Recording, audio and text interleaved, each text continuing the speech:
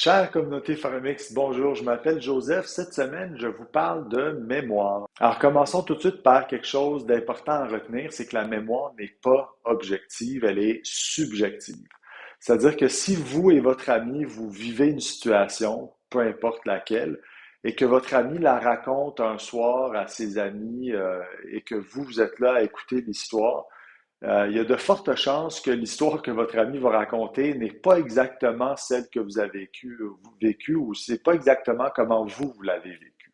En fait, la mémoire, c'est comme un repas qui a été décomposé en ses aliments. Donc, ça peut être un macaroni fromage, alors qu'il est décomposé en macaroni, en beurre, en fromage, en peu importe tout ce que vous avez rajouté dedans. Et à chaque fois que vous essayez de vous rappeler de ce souvenir-là, eh bien, le repas est recomposé avec les ingrédients.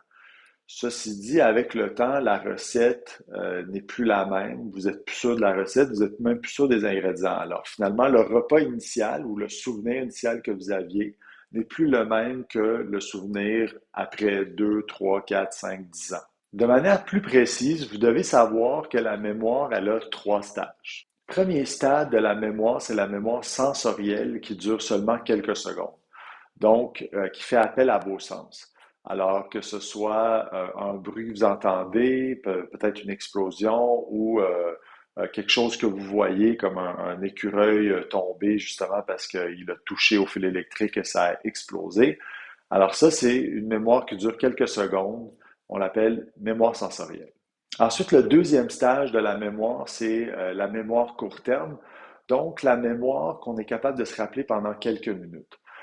Ça, quand il y a des informations qui sont plus importantes que la mémoire sensorielle, mais pas si importantes que ça, eh bien, ils vont aller là-dedans, ils vont aller dans la mémoire court terme.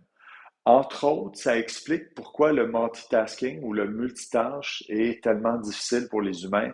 Parce que le multitâche, là, c'est comme se mettre des post-it cérébraux dans votre tête et vous devez essayer de vous rappeler tout ce que vous avez à faire. Comme il y en a plusieurs et comme ça peut avoir une importance moindre dans votre vie en général, eh bien, on finit par oublier c'est quoi qu'il y a sur les post-it, donc on finit par être mauvais en multitasking. Et puis finalement, le troisième stage de la mémoire, c'est la mémoire long terme. Donc ça, c'est quand vous prenez le soin de vous rappeler de quelque chose. Donc vous vous le rappelez que ce soit à tous les jours, toutes les semaines, à tous les mois. C'est un souvenir auquel vous tenez. Alors lui, il s'en va dans la mémoire interne, dans la mémoire long terme. Bon, maintenant, pourquoi je vous dis tout ça? Pourquoi je vous donne les trois stages de la mémoire? Eh bien, parce que la mémoire ou les souvenirs, c'est un processus qui est actif. Donc, un petit peu de stress avec des souvenirs, ça va faire que vous allez vous rappeler de ces souvenirs-là. Quand vous commencez à être submergé d'informations, donc trop de stress, ben à ce moment-là, il n'y a plus rien qui fonctionne. En fait, les souvenirs ne sont plus du tout les mêmes. La recette, finalement, le repas qui est décomposé et recomposé, euh, devient tout croche très rapidement. Parce que si vous essayez de vous rappeler de 100 repas, vous les décomposez, vous les recomposez continuellement, il y a une différence avec si vous essayez seulement d'en garder 5 en mémoire, par exemple.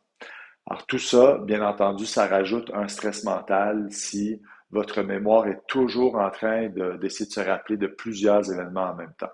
Et puis finalement, je finis la capsule en parlant aux étudiants qui ont l'habitude de veiller tard pour un examen le lendemain et donc pour étudier. Il a été démontré que le sommeil est très important pour la mémoire. Et plus vous négligez votre sommeil, moins vous allez vous rappeler de la matière que vous êtes en train d'étudier. Donc, après un certain moment dans la nuit, si vous êtes encore en train d'essayer d'étudier, puis vous pensez que vous êtes en train d'apprendre quelque chose, en fait, ça ne fonctionne pas, allez vous coucher. Sur ce, je vous dis merci et à la semaine prochaine.